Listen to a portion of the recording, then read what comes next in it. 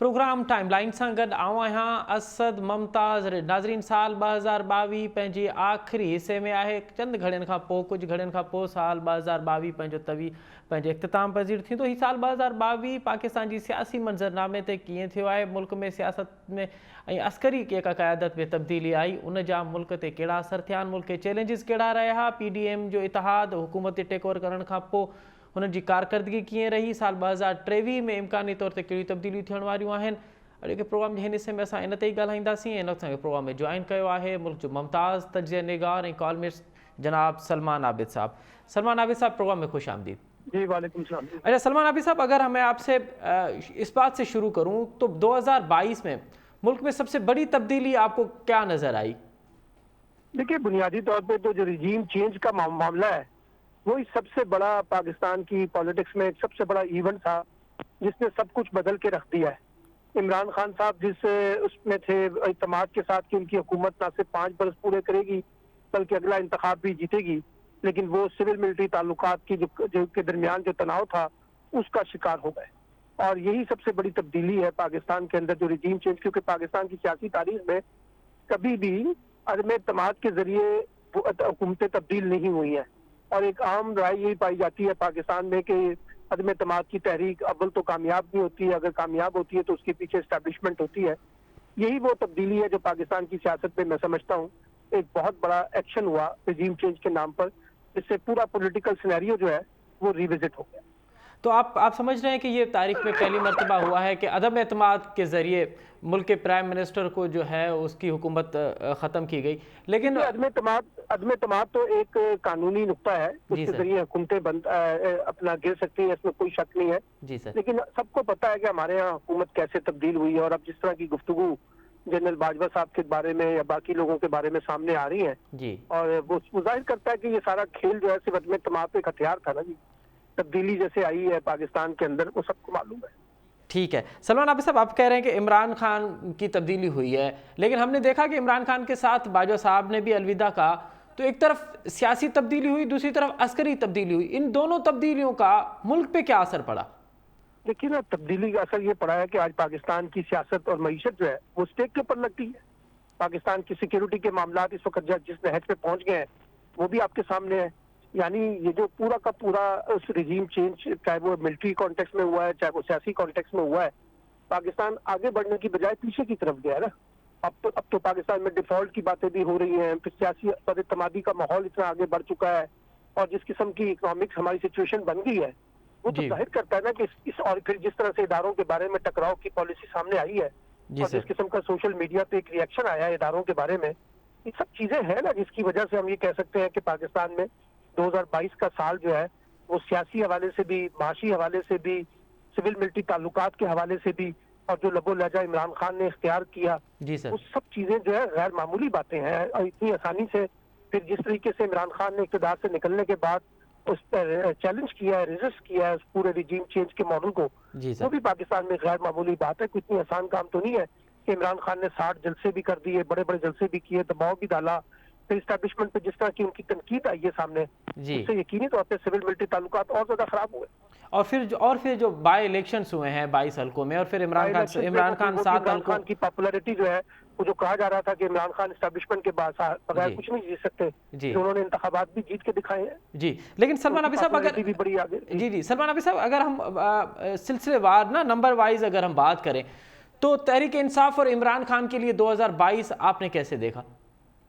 देखिए, एक सतह पे तो उनकी हुकूमत गई है, उनके लिए बहुत बड़ा सेटबैक हुआ है जी। लेकिन दूसरी तरफ देखें तो इमरान खान को बहुत बड़ा एडवांटेज मिल गया। उनकी पॉपुलैरिटी अपनी पॉलिटिक्स की सबसे हाई पिच पे खड़ी हुई है और वो इमरान खान जिनकी हुकूमत पे बहुत तनकीद हो रही थी उनकी इकोनॉमिक पॉलिसीज के बारे में, और लोग ये कहते थे कि शायद ये अगला इलेक्शन भी नहीं जीत सकेंगे और ये भी कहा जा रहा था कि उनकी टिकट भी बहुत ज्यादा पॉपुलर नहीं होगी। लेकिन इमरान खान ने दोबारा अपने आप को पॉपुलैरिटी के कॉन्टेक्स्ट में जिस तरह से गेन किया है, ये एक गैर मामूली बात है। यानी वो हमें भी जब हम खान साहब से मिले थे तो उन्होंने कहा मुझे तो इस रिजीम चेंज का क्या नुकसान हुआ है, बल्कि मैं तो बहुत ज्यादा पॉपुलर हो गया हूँ।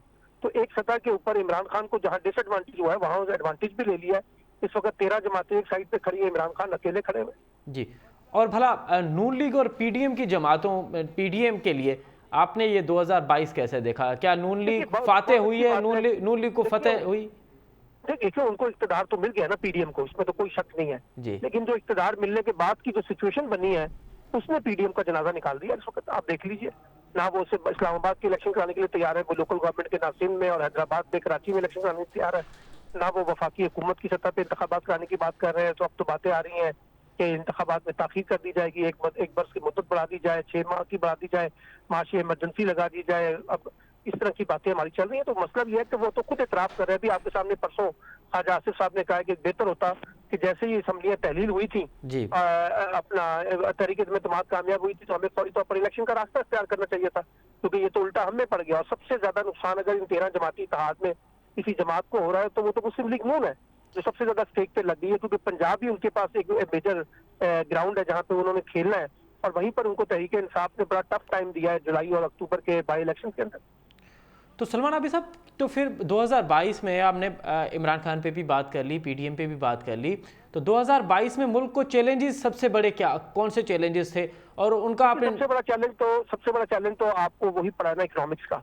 वो इमरान खान के दौर में भी था और अब और ज्यादा स्वेर किस्म का चैलेंज हो गया है। और जब तक आप अपनी इकोनॉमिक सिक्योरिटी को इंश्योर नहीं करेंगे उस वक्त तक बाकी चीजें तो गैर मामूली तरीके से आगे नहीं बढ़ सकेंगी ना, एक बात। और फिर उसी के नतीजे में जब वो इकोनॉमिक आपके साथ आया तो उसकी एक बड़ी वजह ये थी कि पॉलिटिकल इनसिक्योरिटी आ गई, पॉलिटिकल इंस्टेबिलिटी ने फिर आके आपके सारे चैलेंज में साझ कर दिए। और अब जब 2022 जा रहा है तो पिछले 2 माह से जिस तरह से हमारी सिक्योरिटी के मामला हुए हैं और जिस तरह की टेररिज्म यहाँ पे आई है और जिस किस्म के वाकयात तवातर के साथ हो रहे हैं, उसने हमें सियासत के साथ साथ इकोनॉमिक्स के साथ साथ टेररिज्म के अंदर भी इंगेज कर दिया है। और जो मैंने आपको कहा कि अभी नई हमारी लीडरशिप चेंज हुई है, मिलिट्री लीडरशिप जो है, अब उनके सामने भी सबसे बड़ा चैलेंज ये है कि वो जितना प्रेशर उनके ऊपर आया है इमरान खान की तरफ से, उसको वो न्यूट्रलाइज करें। इसलिए वो ए पॉलिटिकल होने की बातें भी कर रहे हैं। तो कई तरह के चैलेंजेस है जो हम फेस कर रहे हैं इस वक्त। आपको क्या लगता है कि ये जो हुकूमत तब्दील हुई और फिर परवेज़ इलाही साहब भी सीएम तो बन गए, लेकिन शहबाज शरीफ वज़ीर आज़म बन गए, फिर हम पीपल्स पार्टी का भी हमने एक किरदार देखा कि पीपल्स पार्टी ने सिंध हुकूमत भी बचा ली और वफाकी हुकूमत में सबसे बड़ा शेयर भी ले लिया और वो क्रेडिट भी ले लिया कि इमरान खान की हुकूमत को जो है वो वाइट हाउस ने नहीं, बिलावल हाउस ने निकाला है। तो पीपल्स पार्टी के लिए 2022 कैसा है? इससे बड़ा सियासी लतीफा क्या हो सकता है जी। अगर बिलावल ये कहें कि उनको बिलावल हाउस ने निकाला है या पीपल्स पार्टी ने निकाला है या उनके जयालियों ने निकाला है, इससे बड़ा सियासी लतीफा तो बिलावल की जिंदगी में कोई होगा नहीं ना। देखिए, सबको पता है कि मैंने आपको बताया कि पाकिस्तान में बच्चे बच्चे को पता है कि हुकूमत कैसे गई है।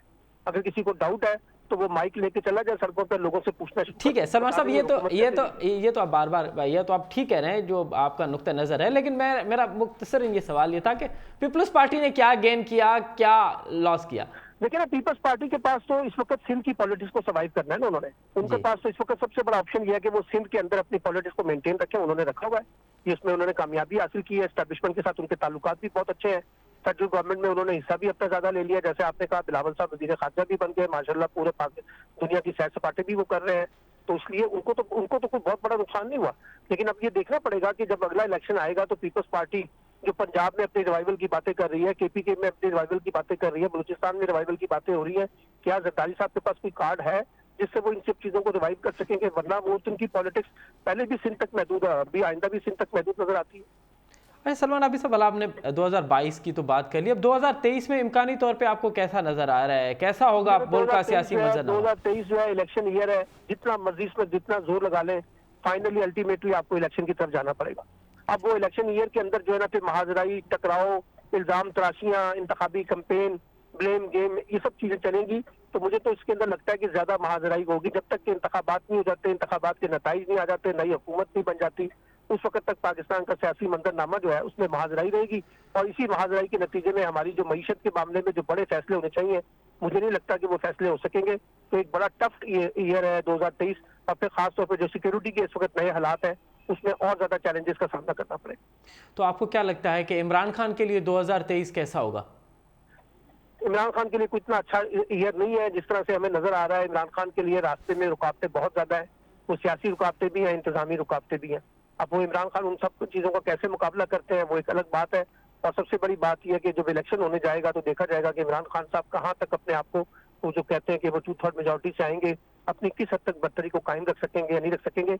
इस वक्त तो इमरान खान साहब की पॉपुलैरिटी जो है वही उनके लिए सबसे बड़ा खतरा है। और जो उनके लिए मसाइल पैदा कर सकते। सलमान आबिद साहब, इलेक्शन से पहले आपने कॉलमों में अपने तज्जिए में बार बार ये इलेक्शन का जिक्र करते हैं, क्या इलेक्शन से पहले पंजाब हुकूमत पीडीएम हासिल कर लेगी? मेरा ख्याल है कि अब अगर हुकूमत तब्दील नहीं होगी, अल्टीमेटली इलेक्शन की तरफ ही जाना पड़ेगा। क्योंकि देखिए ना, अगर आप पंजाब की अब हुकूमत तब्दील करते हैं जी, तो मेजोरिटी तो किसी के पास नहीं है, ना पीएमएलक्यू के पास होगी। फिर अगर पीएमएलक्यू यहाँ से अपनी हुकूमत छोड़ देती है या उनको एतमाद के जरिए बाहर निकाल दिया जाता है, एतमाद के वोट के जरिए, फिर उसके बाद अब मुस्लिम लीग नून और पीपल्स पार्टी के पास भी मेजोरिटी नहीं है, फिर आप रन ऑफ में जाएंगे तो एक महाजराई बढ़ती रहेगी, महाजराई रहेगी। जब तक मैंने कहा कि पाकिस्तान में इलेक्शन नहीं हो सकते, पाकिस्तान में हुकूमत की किसी भी जगह पे तब्दीली की बातें जो की जा रही हैं, उससे कोई बड़ा पॉलिटिकल स्टेबिलिटी तो नहीं आने वाली। सर इनसाइड क्या है, 2023 में मियां नवाज शरीफ पाकिस्तान में होंगे या फिर मुलाकातें लंदन में ही रहेंगी? अभी तो कुछ भी तय नहीं हुआ। इनसाइड यही है, बहुत से मामला तय होने की कोशिशें की जा रही हैं। और एक बात याद रखिए, मैं हमेशा कहता हूँ, नवाज शरीफ साहब उस वक्त आएंगे जब सब चीजें उनके हाथ में होंगी। नवाज शरीफ साहब किसी किस्म का कोई रिस्क लेके ना वो खुद आएंगे पाकिस्तान, ना उनकी बेटी आएंगी। पार्टी उनकी चाहती है कि नवाज शरीफ साहब इलेक्शन से पहले आ जाए, लेकिन जब तक के मामला तय नहीं होंगे वो नवाज शरीफ साहब पाकिस्तान नहीं आएंगे। बहुत शुक्रिया सलमान आबिद साहब, आपने बड़ा तफसीली तौर पे अपना नुक्ता नज़र पेश किया। साल 2022 आलमी मंज़रनामे ते कीअं रहियो, रूस ऐं यूक्रेन जी जंग जा दुनिया ते कहिड़ा असर पिया, अफ़गानिस्तान मां अमरीका जे इनखिला खां पोइ उम्मीदूं कहिड़ियूं हुयूं ऐं नतीजा कहिड़ा निकिता, इन खां बि वधीक हीउ सॼो साल पाकिस्तान ऐं अमरीका जा तालुकात कहिड़ा रहिया, इमरान ख़ान जी हुकूमत दौरान ऐं इमरान ख़ान जी हुकूमत खां बाद वारा जेके सफ़ारती महाज़ ते पाक अमरीका जा तालुकात आहिनि उहे कहिड़ा रहिया, इन तमामु मौज़ुअनि ते ॻाल्हाईंदासीं। ऐं इन वक़्तु असांखे प्रोग्राम में जॉइन कयो आहे अॻूणो एम्बेसडर साईं ज़फ़रुल्ला शेख साहब, ऐं उनसां गॾोगॾु असांखे जॉइन कंदो साईं जी आर बुलट साहब, उहे पिणु अॻूणा एम्बेसडर आहिनि। साईं ज़फ़रुल्ला शेख साहब, अव्हां खां प्रोग्राम जो आगाज़ पिया कयूं त सभ खां पहिरियां त अगरि यूक्रेन ऐं रशिया जी जंग खां शुरूआत कजे त यूक्रेन ऐं रशिया जी जंग जेका गुज़िरियल साल शुरू थी उहा हिन साल बि जारी आहे, उन जा आलमी मंज़रनामे ते कहिड़ा असर पिया? बिस्मिल्लाहिर्रहमानिर्रहीम। अदा हाणे यूक्रेन का जेकॾहिं स्टार्ट वठो था त नेचुरली जी, कोई बि जेको तबसरा निगार हूंदो उहो कॾहिं बि ईअं न चवंदो त का बि जंग जेकी आहे उन में को फ़ाइदो आहे, कंहिं बि जंग में फ़ाइदो न थियो आहे। बिल्कुलु ऐं सही। यूक्रेन जी जंग जेकी आहे बेसिकली नेचुरली सॼे दुनिया जे पीस खे हिलाए रखियो आहे, छो जो हीअ जंग जेकी आहे वरी सेकेंड वर्ल्ड वॉर ऐं फर्स्ट वर्ल्ड वॉर ऐं जेके जंगियूं थींदियूं हुयूं या ॿियूं जेके थी चुकियूं आहिनि, जी, इराक ईरान वॉर, इहे घणियूं जेके आहिनि उनजी यादाश्त वरी दोबारा अची वापसि अची वई आहे न। अहिड़े क़िस्म जी जंग जेकी ही काफ़ी देरि ताईं रही ऐं घणो करे जेको आहे हाइब्रिड वॉर्स जो सिलसिलो हली रहियो हो सॼे साल, काफ़ी साल जेको आहे उनमें आईसिस हुया, आईसिल हुया, CIA वारा हुया, ॿिया जेके इंटेलिजेंस एजेंसीज़ हुयूं, ॿियूं हुयूं, उहा वॉर काफ़ी हुई। हाणे यूक्रेन में जेकी शुरूआत थी उहा शुरूआत जेकी आहे उनजी त हाणे हिस्ट्री घणी का वॾी कान्हे का, उहा स्टार्ट थी त जॾहिं नेटो जे लाइ हुन कोशिशि पई कई वेस्टर्न पावर्स ऐं अमेरिकन सां हिनखे आंदो वञे, हुनजे पंहिंजो जॉइंट मेंबरशिप ॾिनी वञे। चवण जो मक़सदु आहे त हाणे इन यूक्रेन वॉर जे करे सॼो बैलेंस ऑफ पावर जेको आहे इहो सॼो चेंज थींदो ऐं थी रहियो आहे। ऐं हाणे जेकी वॉर आहे जेकी इहा पाण स्टार्ट कई आहे रशिया जेकी कई आहे, त जो इन मां इहो हिकिड़ी शइ त इहा ज़ाहिर थी आहे त रशिया काफ़ी मज़बूत थी चुको आहे। ऐं पहिरियों जेको रशिया खे धकु लॻो हुयो जंहिं महिल सोवियत यूनियन ख़तमु थी वियो हो ऐं हुननि जे जॾहिं जेल भॼी पई त शायदि अमेरिकन इहे ईअं सोचियो त जेको रशिया आहे अञा अहिड़ी पोज़ीशन में न हूंदो जो ओपनली जेको आहे अहिड़े क़िस्म जी जंग शुरू करे। पर हिकिड़े सभ खां पहिरियों वॾी ॻाल्हि आहे त दुनिया खे सरप्राइज़ ॾिनी आहे रशिया त न, रशिया उहा ई रशिया आहे, उहा ई सोवियत यूनियन आहे ऐं हुननि जी ताक़त उहा ई आहे ऐं किथे बि उहे जंग करे सघनि था। अच्छा साईं ज़फ़रुल्ला शेख साहब, कते कलाई माफ़, हीअ जॾहिं जंग शुरू थी त आलमी तर्ज़े निगार जेके आहिनि उहे बि बार बार इन ॻाल्हि जो ज़िक्र कनि पिया त लॻे ईअं थो पियो त ॼण रशिया हिकु पासे हूंदो ऐं बाक़ी यूरोप जेको आहे उहो हिकु पासे हूंदो, उहो अमरीका प्रो अमरीका बीठो। अव्हांखे नथो लॻे त हीउ जेको रशिया यूक्रेन वारो मामिलो आहे उहो यूरोप ख़ुदि डिवाइड रहियो, पर यूरोप बाज़ार मतिलबु पूरो यूरोप जेको आहे उहो अमरीका सां गॾु न बीठो आहे हिन भेरे? उहो बिल्कुलु ईअं आहे, छो जो ॾिसो जेकी हर मुल्क जेको आहे पंहिंजी एग्ज़िस्टेंस जे लाइ, सर्वाइवल जे लाइ कोशिशि करे थो पियो। ऐं इहे हाणे जेकी आहे इहा साॻी आहे जेकी मां अर्ज़ु कयो त इहो इन करे टुटो आहे ऐं इन करे टुटंदो। अमेरिकन्स जेके आहिनि पॉलिटिकली पुलिसमैन रहिया सॼे दुनिया जा, उन्हनि पंहिंजी पोज़ीशन इन करे विञाई, उन्हनि जा जेके एनालिस्ट हुया ऐं मुंहिंजो ख़्यालु आहे जेके पॉलिसी मेकर्स हुया, उन्हनि इहो रियलाइज़ न कयो त असां जेको हे कमु करे रहिया आहियूं इन खां अमेरिका कमज़ोर थींदो या जेको आहे मज़बूत थींदो। अमेरिका कमज़ोर थियो आहे, इलाही वॉर्स खां पोइ जेके कयूं अथई उहे वॉर्स बि हारायूं आहिनि, हिननि डिटेल्स में कोन था वञूं, पर जेको यूक्रेन वारो मामिलो हुयो, छो जो यूक्रेन जेको हुयो सोर्स ऑफ एनर्जी हुयो ऐं आहे सॼे यूरोप जे लाइ ऐं काफ़ी ॿियनि मुल्कनि जे लाइ। हाणे उहो जेको आहे रूस तमामु वॾो मुल्क आहे। हाणे हिननि खे जेके यूरोपियंस यको जेके हुया कंट्री जेके हुया जेके एनर्जी ते गैस ते या ॿियो जेके पेट्रोल आहे या जेकी बि तव्हां एनर्जी रिसोर्सिस जो उनमें जेकॾहिं हाणे हुनजो सर्वाइवल जो मसइलो थी पियो आहे, उहो चवनि था अमेरिका खे त हाणे तव्हांजा साथ ॾियो त बुख सां साथ ॾियो या तकलीफ़ सां साथ ॾियो, तव्हां असांजो केतिरो साथ ॾींदव? तव्हां त ॾियो था वेपन्स जे लाइ पैसा यूक्रेन खे, जर्मनी खे त कोन था ॾियो न, ॿियनि खे त कोन था ॾियो न, हाणे उहे मुसीबत में अची विया। सही। साईं ज़फ़रुल्लाह शेख साहब अवां सां गॾु ई रहिजो। साईं जी आर बलोच साहब बि असांखे जॉइन कयो। साईं जी आर बलोच साहब, ज़फ़रुल्लाह शेख साहब जो इहो चवणु आहे त यूक्रेन ऐं रशिया वारे मामले में अमेरिका कमज़ोर थियो आहे। हिकु त इन ते कमेंट कजो त वाक़ई अव्हांखे लॻे थो पियो त अमेरिका कमज़ोर थियो आहे ऐं रशिया जेका स्ट्रेटजी हुई उन अमेरिका खे मात ॾेई छॾी, ऐं ॿियो त छा प्यूटन खे इहो अंदाज़ो हुयो त हीअ जंग एॾी तवील थी वेंदी? जंहिं तरीक़े सां जंग जी शुरूआति थी त ईअं पियो लॻे त ॼण कुझु हफ़्तनि जी जंग हूंदी, पर हीअ ॼण त सॼो साल थी वई आहे हिन जंग खे। जी असद, थोड़ो मां ॾाढे एहतराम सां ज़फ़रुल्लाह शेख साहब सां इख़्तिलाफ़ कंदुसि त यूक्रेन जी जंग हिकिड़ो नयो डायनामिक्स पैदा कयो आहे Pacific Atlantic and Pacific areas जे अंदरि, स्पेशली यूरोप जे अंदरि एक्चुअली, नॉट एटलांटिक ओशन में बि ऐं पैसिफिक में बि हिकिड़ी टग ऑफ वॉर शुरू थी वई आहे। पर सभ खां वॾी ॻाल्हि इहा आहे त हिकिड़ो नओं जेको आहे so balance of power Europe में रीस्टैब्लिश थी रहियो आहे। ऐं जेका प्यूटन जी सॼी जंग जो जेको थीसिस हो इहो त अहिड़ी बैलेंस ऑफ पावर डेवलप करे यूरोप में जंहिंमें रशिया खे बराबरी हुजे या प्रीपॉन्डरेंस हुजे, छाकाणि जो जॾहिं जेके पुराणा जेके ईस्ट यूरोपियन कंट्रीज़ आहिनि नेटो खे वरितो ऐं नेटो तमामु वेझो अची वियो ऐं पॉसिबिलिटीज़ हुयूं त यूक्रेन भी जब थी वेंदो नेटो में मेंबर बणिजी वेंदो त पोइ उन यकीनी ॻाल्हि आहे त उन्हनि जी जेका सिक्योरिटी आहे उनखे प्यूटन सम्झो त इहो हिकिड़ो वॾो ख़तरो थींदो। लेकिन इन में हिकिड़ी ॻाल्हि मां ज़रूरु चवंदो हलंदुसि त हिकिड़ी मिसकैल्कुलेशन कोन थी आहे, लेकिन प्यूटन खां घणियूं सारियूं मिसकैल्कुलेशन थियूं आहिनि। नंबर वन त हुनखे इहा ख़बर न हुई त हू यूक्रेन जेका आहे जी आर्मी या माण्हू ऐं लीडरशिप एतिरो सारो कन्फ्रंट करे सघंदा प्यूटन जी जंग खे या रशिया खे। Number one. नंबर टू, सभ खां वॾी जेका मिसकैल्कुलेशन उहा हुई उनजी पंहिंजी कैपेसिटी। हुनखे इहा ख़बर हुई शायदि ही थर्ड लार्जेस्ट आर्मी आहे ऐं तमामु वॾी आर्मी आहे ऐं अमेरिका वांगुरु जीअं अमेरिका बम्बार्डमेंट खां पोइ काहे पियो घणनि मुल्कनि में, ईअं ही बि विदिन डेज़ जेको आहे सो कैपिटल ते हमिलो करे वेंदो या हुकूमत टुटी वेंदी ऐं वरी ॿी का जेका आहे सा पपेट गवर्नमेंट एस्टेब्लिश करे ऐं पोइ जेके इलाइक़ा हुनखे ज़म करणा आहिनि रशिया में उहो ज़म कंदो ऐं बाक़ी जेका यूक्रेन आहे सा इफेक्टिवली रशिया जी असर में अची वेंदो। लेकिन इहा मिसकैल्कुलेशन हुई उनजी तमामु घणी। टी जेका मिसकैल्कुलेशन हुई प्यूटन जी उहा हुई त हिन जंग में यूरोपियंस जेके आहिनि से अमेरिका जो साथ न ॾींदा, नेटो जेको आहे सो टुटी, छाकाणि तव्हांखे यादि हूंदो त कंहिं ज़माने में इवन फ्रेंच प्रेसिडेंट चयो त नेटो इज़ ब्रेन डेड ऐं जेको ट्रम्प आहे तंहिं त चयो हो त मां हिनखे डिसबैंड थो कयां, NATO we don't need NATO at all. उनजा पंहिंजा हिकिड़ा इंट्रस्ट हुआ या कोल्यूजन हुई प्यूटन सां। सो ऐं इहा न ख़बर हुई ऐं उनजी रीज़न इहा हुई यूरोपियन न कंदा अमेरिका सां, जो उन्हनि जी तक़रीबन 60 to 70% जेका असां डिपेंडेंस हुई एनर्जी जी जेका असां रशिया थी ऐं उनखे इहो हिकु लिहाज़ सां सिंधी लफ़्ज़ इस्तेमालु कजे बावर हुयो त एॾी डिपेंडेंस खां पोइ यूरोपियन एॾो वॾो रिस्क न खणंदा त हू जेके से अमेरिका जो साथ ॾियनि ऐं रशिया खे मुकमिल तरह सां डंप करे छॾनि।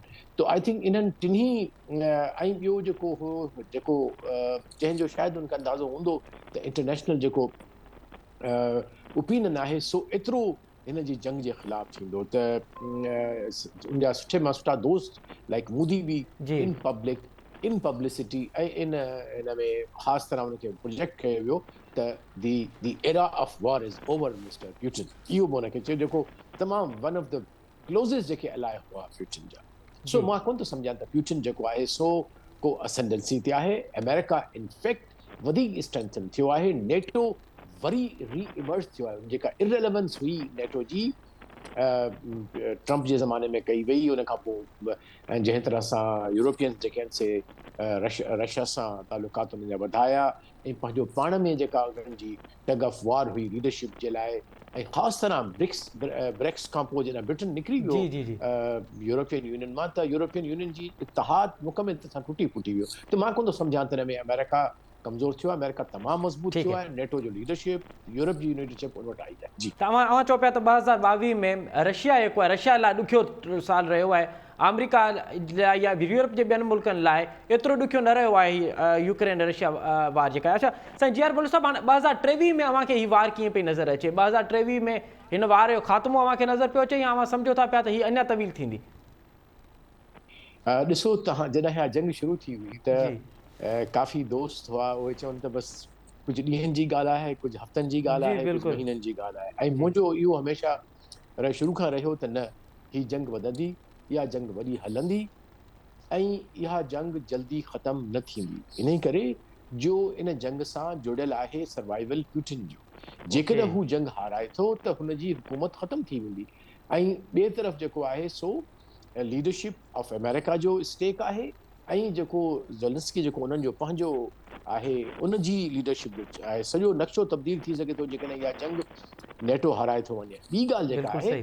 त नेटो एॾी वॾी alliance can not afford to lose this war.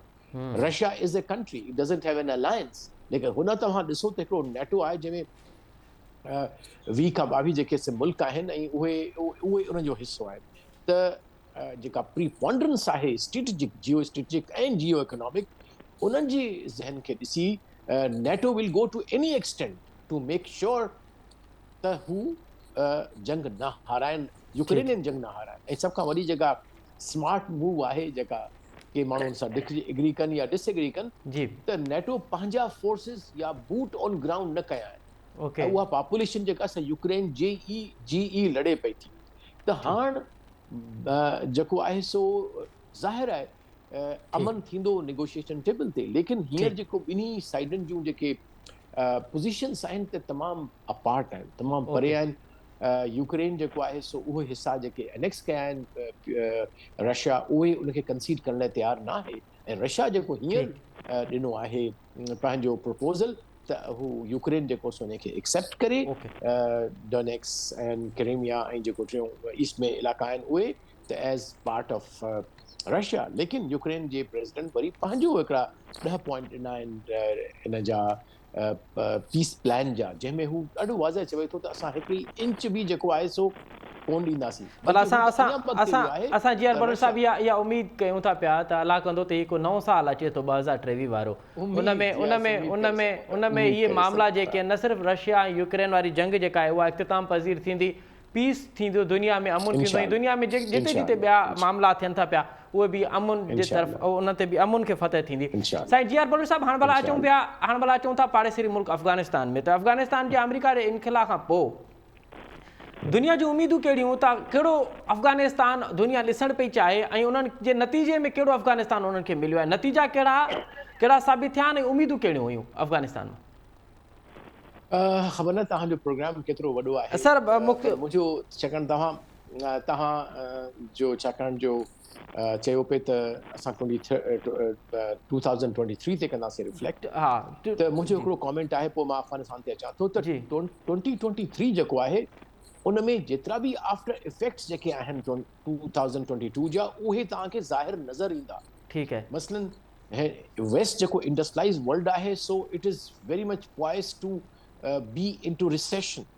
Okay, जेका एनर्जी जी जेका जंग आहे, खोट आहे, उन जा असरात जेके आहिनि से इकोनॉमीज़ जेके ख़ासि तरह जेके डेवलपिंग इकोनॉमीज़ आहिनि, ख़ासि तरह लाइक पाकिस्तान, श्रीलंका, बांग्लादेश ऐं ॿिया जेके अहिड़ा आहिनि, उन्हनि ते तव्हांखे नज़र ईंदा उन्हनि जूं इकोनॉमीज़ अञा बि लॻे थो त मसलनि में वेंदियूं.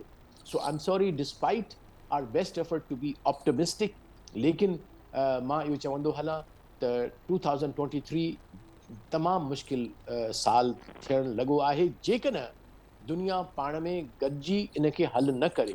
जंहिं तरह सां दुनिया डिवाइडेड आहे, जंहिं तरह दुनिया जेको आहे सो जंग में शामिल आहे, ॾाढो ॾुखियो वक़्तु आहे. ऐं साॻी तरह सां पाकिस्तान जो जा तालुकात अफ़गानिस्तान सां बि 2023 में तमामु टेंस थी सघनि था. बल्कि के हद ताईं अहिड़ा बि आसार आहिनि ऐं कुझु एनालिस्ट इहो बि चवनि था त पाकिस्तान खे शायदि मुदाख़लत करणी पवे या के लिमिटेड क़िस्म जा ऑपरेशन करणा पवनि, छाकाणि जो हींअर जेके नॉन स्टेट एक्टर्स आहिनि तमामु ज़ोर वठी वियूं आहिनि ऐं जेका तालिबान हुकूमत आहे उहा एॾी कमज़ोर आहे या कनाइब करे पई उन्हनि सां जो हू इफेक्टिव न आहे. लिहाज़ा पाकिस्तान खे 2023 खे as a challenge of at the year of the challenge करणु घुरिजे. ऐं टई जेके मेजर असांजा इशूज़ आहिनि, असांजी सिक्योरिटी, असांजी इकोनॉमी एंड पॉलिटिकल स्टेबिलिटी, मुंहिंजे ख़्याल आहे असांखे पूरी क़ौम खे ऐं हुकूमत खे इन्हनि टिनी नुक़्तनि से हिकिड़ो कंसेंसस डेवलप करणु घुरिजे ऐं हिकिड़ो नेशनल रिस्पॉन्स वञणु घुरिजे. वरना सची ॻाल्हि इहा आहे त तमामु मां ख़राब हालात ॾिसां. ठीकु आहे साईं जरबल साहब, अवां वटि ॿीहर अचां थो पियो. साईं ज़फ़रुल्लाह शेख साहब, अव्हांखे अफ़गानिस्तान कीअं नज़र आयो हीउ सॼो साल? उम्मीदूं कहिड़ियूं हुयूं ऐं नतीजा कहिड़ा मिलिया? अफ़गानिस्तान मां अमेरिका पंहिंजे मक़सद जे करे, पंहिंजे जेको आहे ज़रूरतूं या पंहिंजूं मजबूरियुनि जे करे उतां निकितो आहे. उनखे मजबूरन उतां धिकियो वियो, ॿाहिरि कढियो वियो. तव्हांखे ॾिठो एॾा लंबा डिस्कशन्स हलिया, क़तर में नेगोशिएशन्स थियूं पियूं. तालिबान खे को ईअं को सफ़ा को फ्री संडे कोन मिलियो त हलिया अचो तव्हां चइजी बानी खाओ. बट अमेरिकन्स उतां खणी वठी विया ऐं अफ़गान जेके ख़ासि जेके हुया टेक्निकल उहे पाण सां खणी विया. लखे उहे अफ़गान्स विया आहिनि उते. हे जेको हाणे रेज़िड्यू बचियो आहे उते अफ़गानिस्तान जो, उहो साॻियो ई तालिबान वारो आहे जेको तव्हां हुनजो हाणे सिलसिलो ॾिसी रहिया आहियो. फ़िलहाल अफ़गानिस्तान जो जेको सिलसिलो आहे उहो रुॻो हाणे उनखे सभिनी मुल्कनि एतिरो सोढ़ो कयो आहे इकोनॉमिकली जो का शइ हुननि जे लाइ ओपनिंग कान्हे. को पैसा हुननि वटि कोन्हनि के. रुॻो पाकिस्तान सां हाणे जेको आहे उहो हुनजो जेको सिक्योरिटी जो इशू आहे, हिन में डिटेल्स में कोन था वञूं. TTP आहे या ॿियो नॉन स्टेट एक्टर्स आहिनि जीअं बलोच साहब चयो, उन्हनि जी वेड़ हलंदी. ऐं मूंखे लॻे थो को लिमिटेड ऑपरेशन अफ़गान जे ख़िलाफ़ असां कोन कंदासीं, पर असां इहो जेको सिक्योरिटी ऑपरेशन उनखे थोरो तेज़ कंदासीं. नंबर टू जेको आहे जेको अमेरिका जेको एडवेंचर करे रहियो आहे ऐं पैसा ॾेई रहियो आहे बिलियंस ऑफ डॉलर्स यूक्रेन खे, मुंहिंजे नज़र में 2023 में वाक़ई इहा वॉर इज़िली ख़तमु कोन थींदी ऐं पुतिन मरंदे मरी वेंदो. इहा वॉर खे ख़तमु न कंदो जेसि ताईं खटंदो न. रशिया जी हिस्ट्री वॉर्स जी तव्हां ॾिसंदा हुआ न त सची ॻाल्हि इहा आहे त पुतिन चवंदो त मां ठीकु आहे नॉस्ट्रेडामस जो इहो चवणु आहे त पुतिन मरी वेंदो हिन साल. हाणे उहा त ॿी ॻाल्हि आहे मरे थो या नथो मरे, पर मक़सदु चवण जो इहो आहे त मूंखे लॻे थो त यूक्रेन जेको आहे स्प्लिट थी वेंदो. कुझु हुन पंहिंजा रेफरेंडम जे थ्रू ईस्टर्न रीजन जा इलाइक़ा ऑलरेडी पाण सां कठा करे छॾिया आहिनि ऐं यूक्रेन जे इनसाइड जेके माण्हू आहिनि इलाही जेके आहिनि हिन जंग में तंग थी चुका आहिनि. इलाही रेफ्यूजीस थी विया आहिनि. They don't want war. ऐं हाणे हुन में नेटो जेको आहे उहो बि ख़तमु थी वेंदो ऐं जेके यूरोपियंस आहिनि यूनियन जेको आहे उहो अमेरिका खे प्रेशर विझंदो त तव्हां महिरबानी करे हिननि खे तव्हां इहे घणा हथियार न ॾियो, तव्हां न कयो, इन जंग खे ख़तमु कयो. इन ते अमेरिकन्स जी ऐं यूरोपियंस जी कोल्ड वॉर न बट ओपन वॉर 3 शुरू थी चुकी आहे ऐं हू अमेरिकन्स खे मजबूर कंदा त तव्हां हिते जेको दुनिया खे लड़ी रहिया आहियो ऐं जेको नेटो सॼो जेको इनडायरेक्टली किरदारु थो अदा करे उनखे ख़तमु थियणु खपे. माना इहा जंग वधंदी. नंबर टू इहो आहे त रशिया खे कामयाबी थींदी. मां चवां थो यूक्रेन में छा थींदो ॾिसो, हिन जंग में काफ़ी यूक्रेन जा जेके धड़ा आहिनि रशिया कमज़ोर करे छॾिया आहिनि. काफ़ी हुनजे बेस खे हिलाए छॾियो आहे. काफ़ी हुन जूं एनर्जी जेके सेक्टर आहिनि या एनर्जी प्लेसिस जेके आहिनि उनखे उहो ख़तमु करे चुको आहे.